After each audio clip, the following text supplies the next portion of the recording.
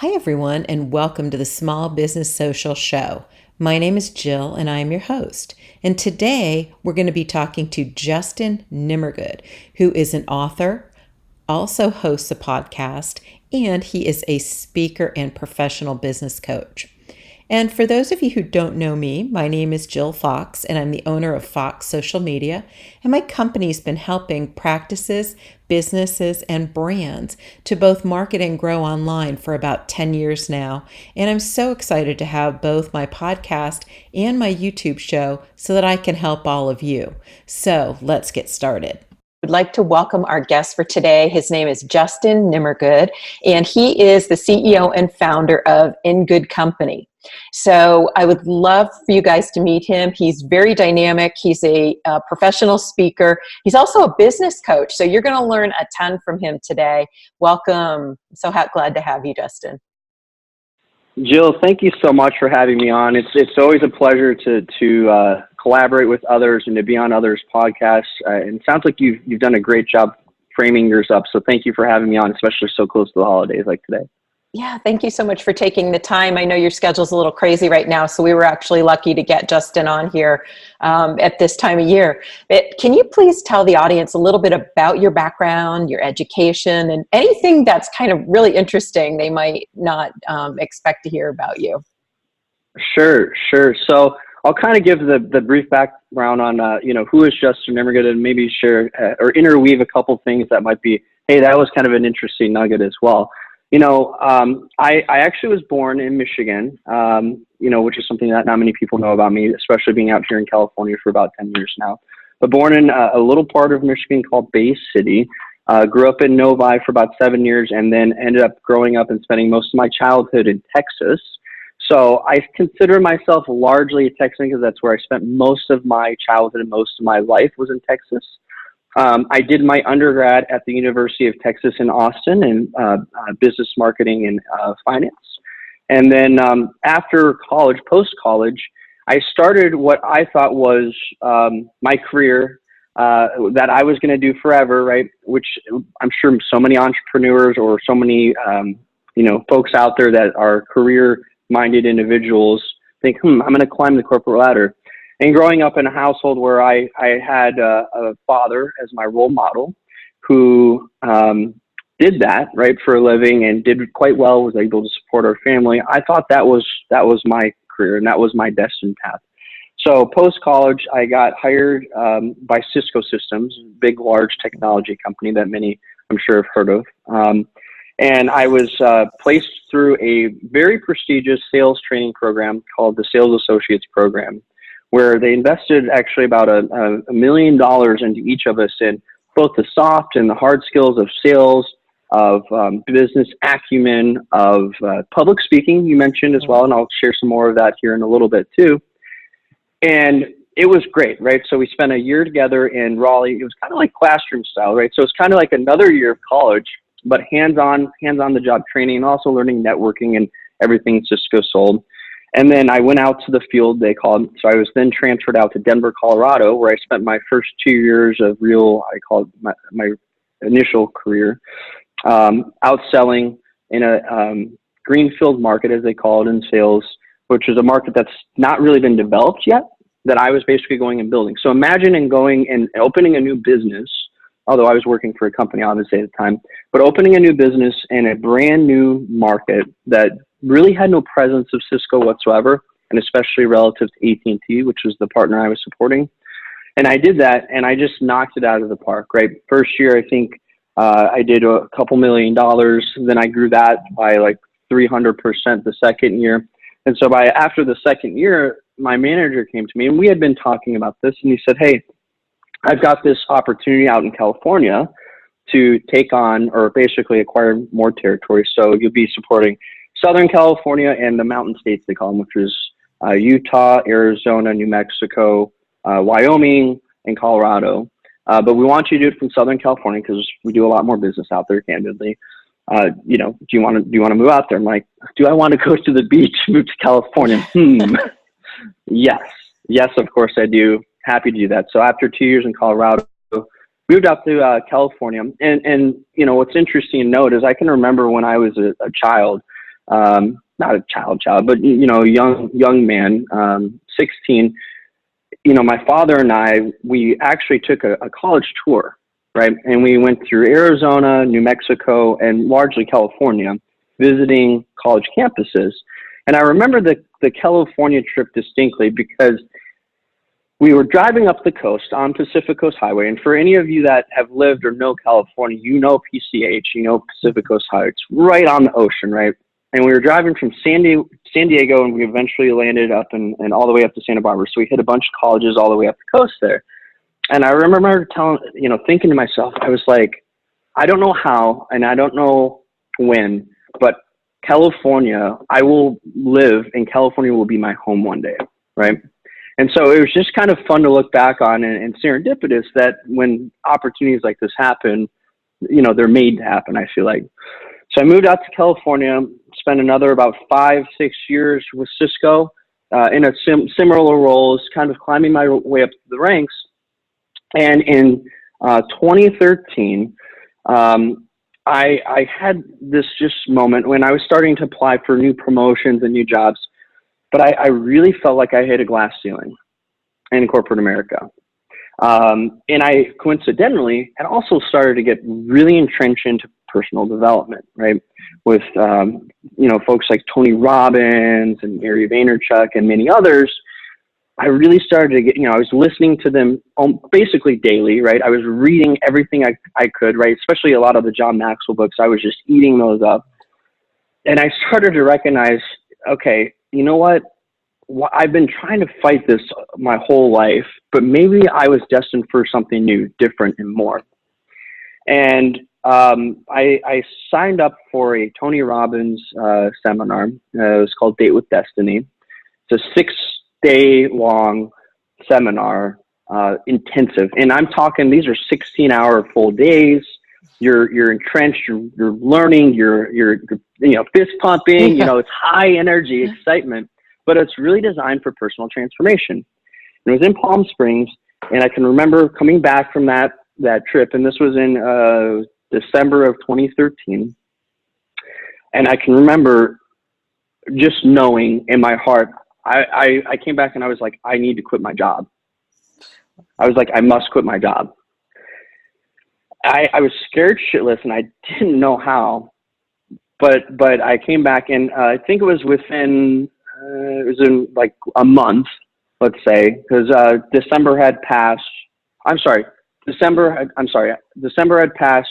I had gone back to another, because I signed up for 2 Tony Robbins seminars actually at the same time. So the first was Date with Destiny. The second was Business Mastery. So I went back knowing, hey, I'm going to figure out how to frame my business. And then when I came back from that, I apologize. That's when I was like, I knew I needed to quit, to move on, to move forward in my life. And it was within a month, I quit my job. I started a business, and that business is in good company. And I'll share a little bit on the background of that and how that came to be about in a little bit. And I started the business, and I took off. I started immediately writing my memoir, my business memoir, which is Entrepreneurship, Changing Business Culture from Inside Out. It's available on Amazon and CreateSpace as well. Okay, and I'll leave a link to that in the show notes in the description so people can find it. Wonderful. Thank you, Jill. And I knew I just had to take massive action. And that's what building a business, especially as a solopreneur, is all about. And so March, I had officially quit my job. I started writing the book right away. The book was published in October because I knew there was sort of 2 tracks to get started in a business. You either had to have a fantastic freaking idea that just blew every other idea out of the water, either something that's patentable or service. You had to have a crap ton of capital, right? You had to have a bunch of capital to start a business, or you had to have some sort of piece that made you unique and different and trustworthy, right? So I chose that route. I didn't have a bunch of capital, and I certainly didn't have the other. So I was like, I'm going to write a piece.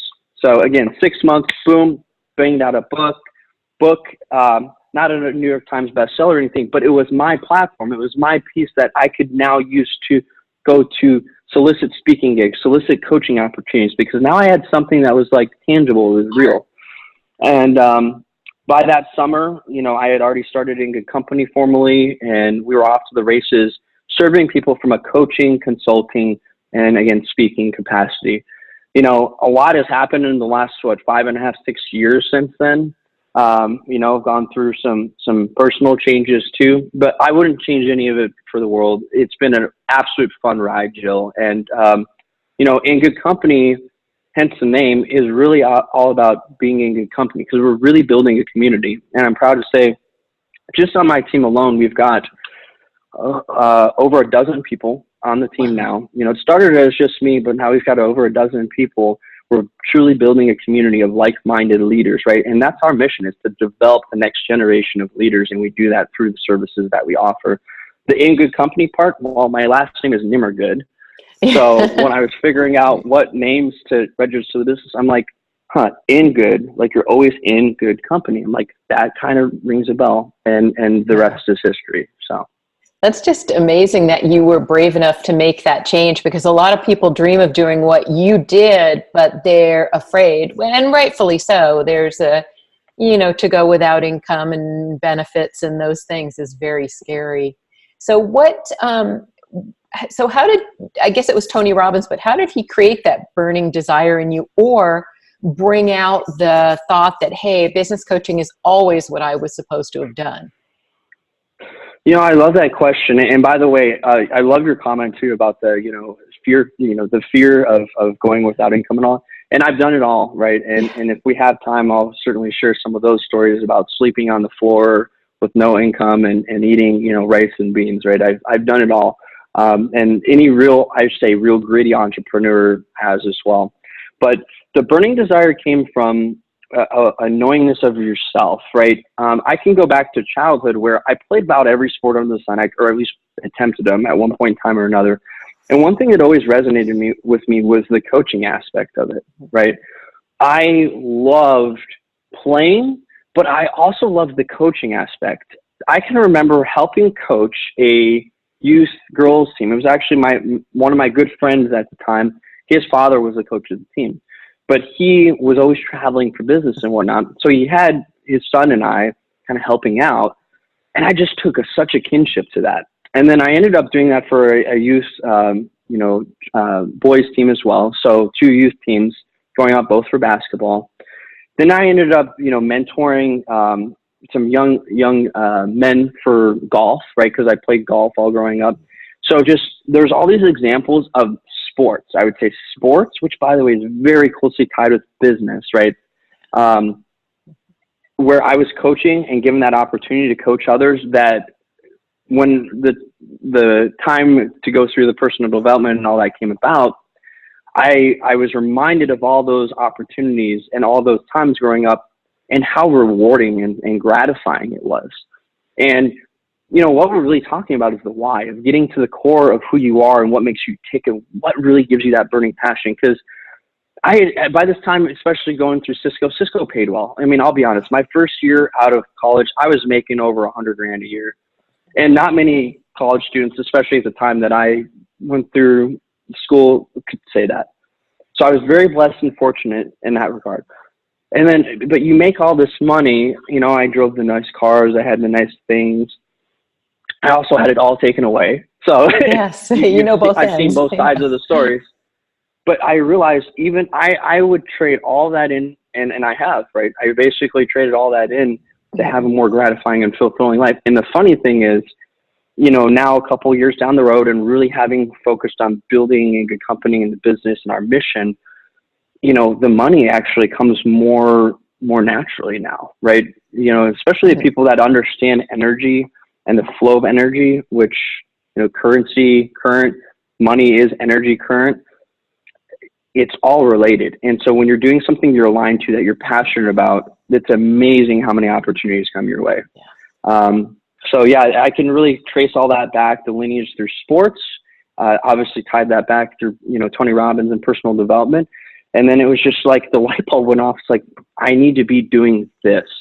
And I don't know how, and I might not, I'll be like a starving artist, right? I might not make much money at it at first. And it was tough, especially getting started. You probably can understand and appreciate this, Jill. I mean, when you start a business, it's tough. Like, this isn't easy, right? Well, and Like I know you I got to be had, on it. yeah, yeah. And my first client, when I was actually on my own, I'd gone through spurts of working for, nonprofits, and then I had a position with an agency.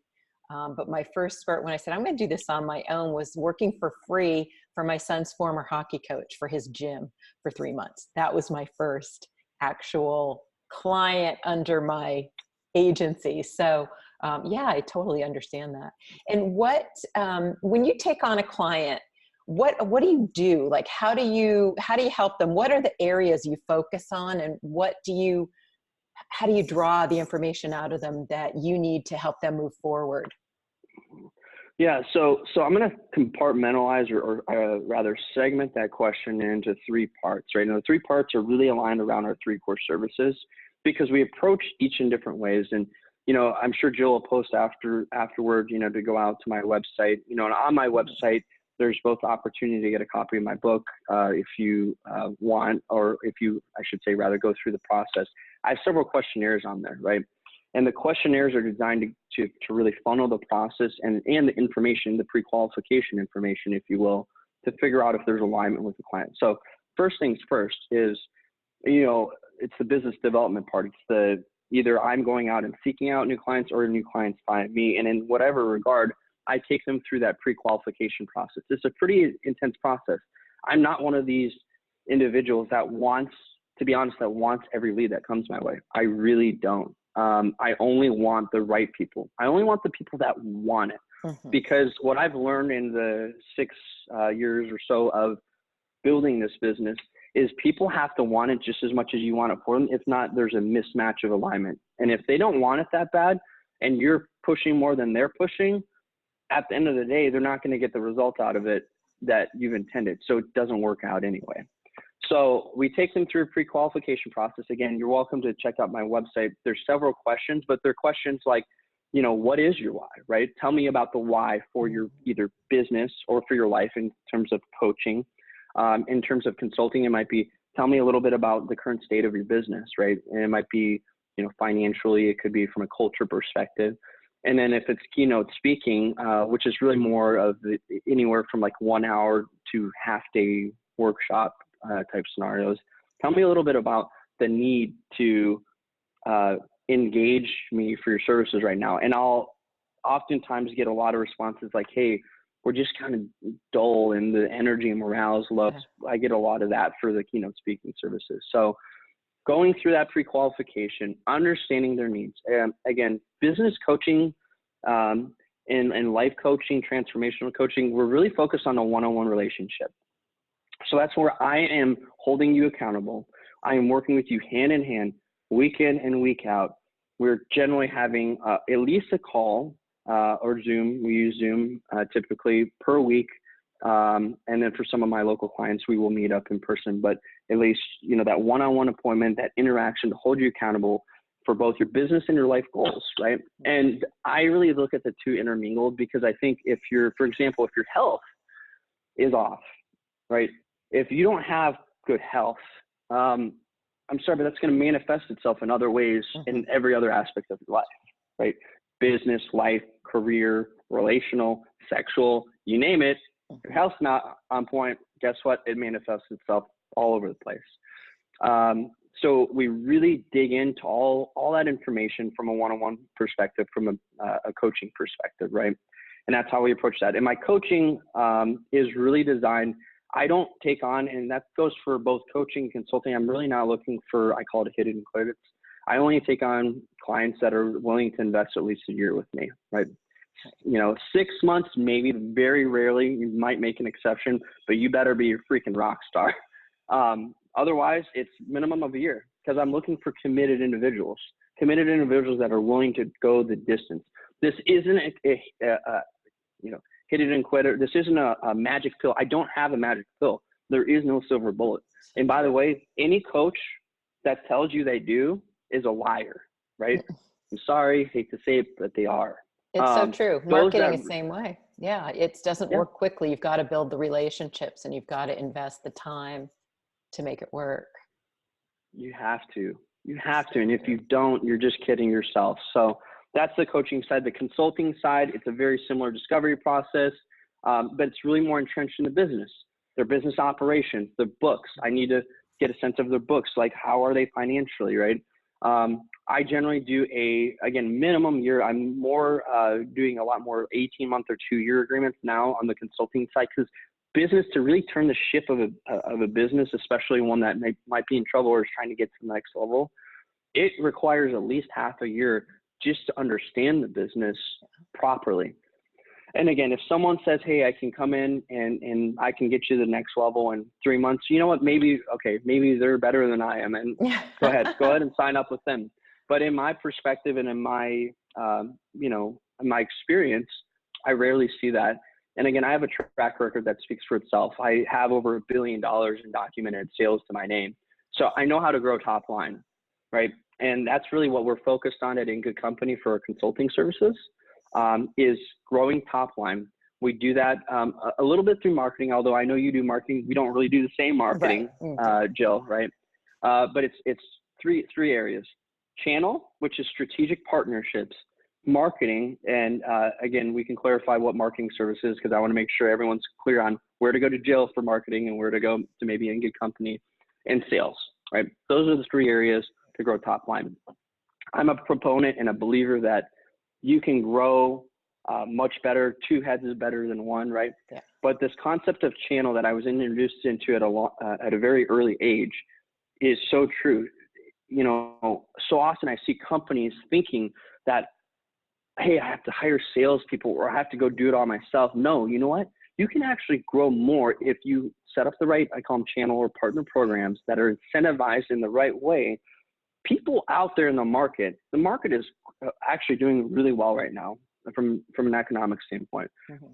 Companies are looking for more streams of revenue. Just like entrepreneurs are always looking for more streams of revenue, companies are always looking for more streams of revenue. Why? Because they needed to diversify. What happens when there's a downturn? And let's just use an example of real estate again, right? Mm-hmm. And you're only in real estate. And guess what? The market always goes up and down, right? Yes, over time, we'd like to think it goes up, but there's seasonality in every business. And companies, if they're wise, they're always looking, or at least aware of, other streams of revenue or other ways they can partner into other ecosystems that are going to help, like I said, rising tide floats all boats, right? To help lift their source of income, to help protect them in times of economic downturn. And that's really what it's about. So through partnerships, strategic partnerships, they're able to do that oftentimes much more economically and effectively than companies, let's say, that say, hey, I'm just going to go hire like 10 salespeople to go and sell our product or service. Yeah, short term, that might be like cool, but first of all, it's a much heftier expense line on the books. And second of all, you actually scale your business. It's called long tail scaling. You can scale it much better and more effectively from a long-term perspective by the channel or through strategic partnerships. Right? And that makes total sense. And there are a lot of people there are a lot of people out there that will be your brand representative and love your brand already, and they're going to be better salespeople than a salesperson. People out there are going to trust them. So it makes a big difference. What are some of the most common challenges that your clients face, and how do you help them get through them? So let's take I know you probably work with bigger businesses, but maybe what are some of if you have some smaller business, what are their biggest challenges? Well, and I love this small business actually example. It's perfect for the purposes of our discussion. We met through the chamber, so let's leverage or relate this to a Irvine chamber example, which I work with several businesses inside of the chamber. And the thing I see the most is the owners are also the operators. All right, let me clarify what I mean there. You have to make a conscious decision when you're really ready to grow your business to the next level. Do you want to always be an operator, or are you truly ready to be an owner?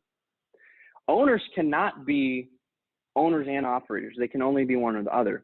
So what I see with a lot of business owners, especially small business owners, is they want to have their hands involved in everything. And that's really cool when you're starting out in the first year, maybe the first couple of years. But if you're trying to take the business to the next level and hit what I like to call a multiplier effect, right? An accelerator curve where you can get exponential, what we call, that hockey stick growth in your business, you're not going to get that doing everything yourself. You have to outsource. You have to partner with companies. So my model for that, or my what I take all those businesses through, and it's part of our pre-agreement and part of our process, is it's like, hey, this is how we work at Good Company. Build, buy, partner, collaborate. That's it. So you either build the business from ground up, but even when you build it yourself or yourself at the helm, you're hiring new people. You're always have this conscious mind of, you're like the captain of the ship. You're the conductor of the orchestra, right? The conductor of the orchestra isn't the one playing the instruments. They're conducting. You can't be a conductor and a player of the instrument, right? True. Just like you can't be the captain of the ship and, be on the sea deck in the back and washing the hull and all that. You have to make a conscious decision. If you want to be the leader of that business, you have to operate in that way. That makes sense. So I see a lot of them making that unfortunate mistake. And once they make that pivot though, Jill, it's so amazing, because when they make that pivot, it's like, the light bulb goes off. They see the heavens above. Oh my goodness, and they ask themselves, why did it take me so long? Well, part of it's control, but I found, and this is a bit of coaching, right? People are motivated by 6 needs, right? And one of those needs that we find in the lower level needs is the need for security. And so it's funny, because business owners, you'd think business owner entrepreneurs are kind of like risk takers and all that. And I found myself in this trap too, especially early on. I wanted my hands on everything. Yeah. Now I want my hands on as few things as possible, right? And that's why we've seen the growth we have in recent years, is because I've finally started to get my hand off the wheel a little bit and start to outsource and involve more people in the business. And coincidentally, we're growing faster, we're growing more. And the reality is we're helping more people. And that's the other piece of it that's incredible when you really tie into things properly. And speaking of helping people, I would love to hear about some of your clients' success stories, if you have a few, especially on the small business end, if you have some you can share. Yeah, sure. I'll share at least, a couple from the chamber. And then if you want to hear a couple more, we can share those as well if we have time. But, the couple in the chamber I can think of, I'm working with, one small business that is a catering company that, candidly, I really started working with them because of their story and because of their why. And their story was very powerful, and it kind of left me, to be honest, in tears when I first heard it. They basically got ripped off from a family member who they were in business with the family member before. The family member, under their nose, was acquiring all the client assets, like the account list, the contact information, and starting to transition some of those accounts to another business that he had started as well on the side. Wow. And then eventually one day, I guess, he went in and was like, hey, I no longer work here. I've started my own company. Have a nice life. And these are family members, might have had. Sad. Just broke my heart. And I'm like, you know what? I want to help you. You know what I mean? Like, I want to help you. So the cool thing with them is they went from this couple who, was scared and timid to now I see an empowered I say couple of leaders, right? Because they're kind of co-owned company that is really out purpose driven now. They have much better goals, much better mission. And you know what? We're going through some growing pains right now as we speak, but they're growing the right way. They're doing the right ethical things. They're setting the proper foundation, because it's like I say, and I'm somewhat spiritual. I know any of you that have read the Bible know, it talks about, a house that's built on a foundation of sand will crumble in the wind, but a house that's built on a foundation of rock and stone will stand strong for years to grow.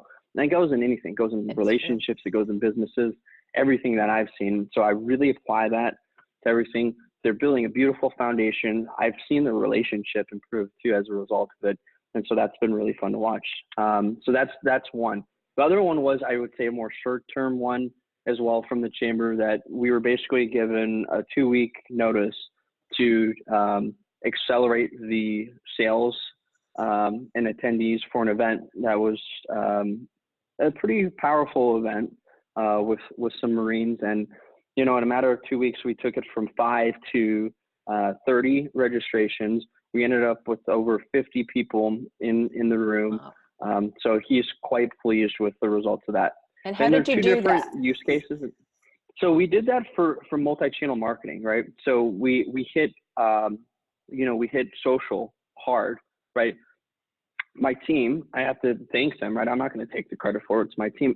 I've got young folks, I've got old folks on the team, but they all add a unique value to the team. And so we have some great people that are doing like ad sets. They've really gotten great about understanding the algorithms of not only just how posts work, but how the ad feeds work through the psychology of humans, and creating ad sets for this event that were collecting new data, getting new registrations. That was one piece of it. The other piece of it was creating dynamic, beautifully displayed email campaigns, right? And then the other piece of it, candidly, was just good old fashioned Justin picking up the phone and calling his people. That's right. Yeah. And touching, and you know what? That's never going away either. So we hit it through multi-channel, so direct as well as indirect through social and email.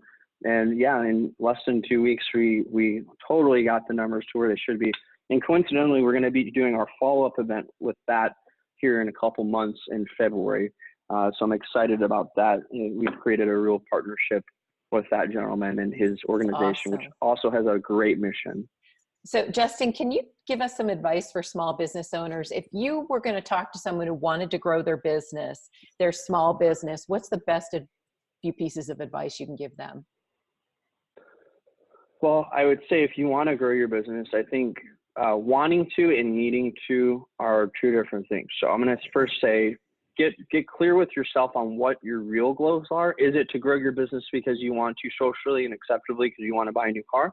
Or is it because you want to because your why is tied to a mission of helping more people? And that's the first thing. So figure out with crystal clarity the why behind it, because doing it isn't really important unless your why is tied to it and it's powerful enough to motivate you to do it. That's the first thing, okay? The second thing is, when you're going through that process of, hey, how do I grow my business? Seek help and be willing to give up control. Like we talked about with our examples earlier, if you're not willing to give up control, I'm sorry, it's not going to work.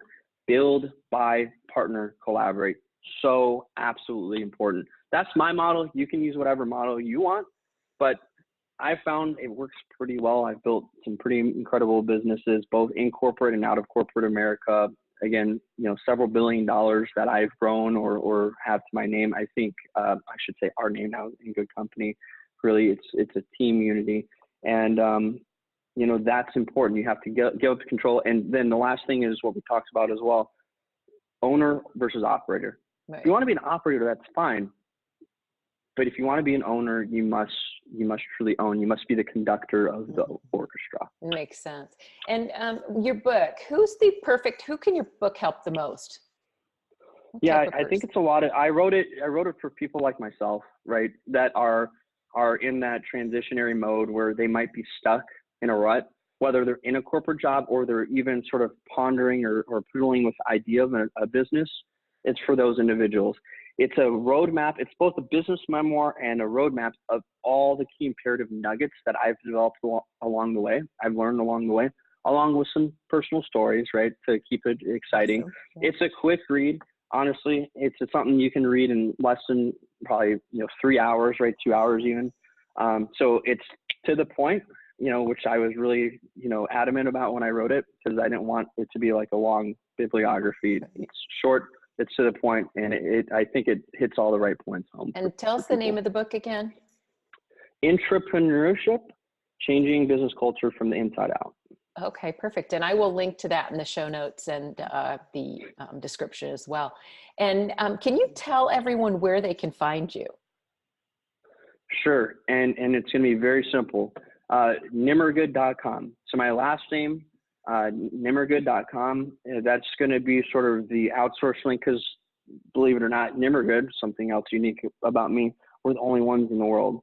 Really? And, yeah. So that's awesome. So there's a lineage right back through Germany and all that, which I won't obviously share right now. But that domain and that name has got a bit of cachet behind it, and we're very proud of it. So it's needless to say, if you type in Nimmergood or Google Nimmergood, we're the only ones out there. But Nimmergood.com, NIMERGOOD.com. All the questionnaires and everything around there. And I would love to connect with any of your followers post-show here. That sounds great. Thank you so much for all of your great advice and for taking the time to come on here and share that with the audience. I know that you've given them a lot to think about. And I think you're going to have some people going to find that book very soon as well. Excellent. Thank you so much, Jill, for having me on. It's been an absolute blessing to get to know you, through the chamber and outside, and have a great holiday season here. Thank you, and you too, and your wife too. He's got a gorgeous and very sweet wife. Yes, Naomi is beautiful. No doubt about really that. Is. Thank you so much. Well, thank you for being on. Thank you so much for joining both Justin and I today on the Small Business Social Show. And please remember to subscribe because every week I will be posting information and sharing wonderful interviews with awesome entrepreneurs just like Justin. And this information is going to help you to market and grow your small business, your practice, or your personal brand. Thanks again for joining us today, and we'll see you next week.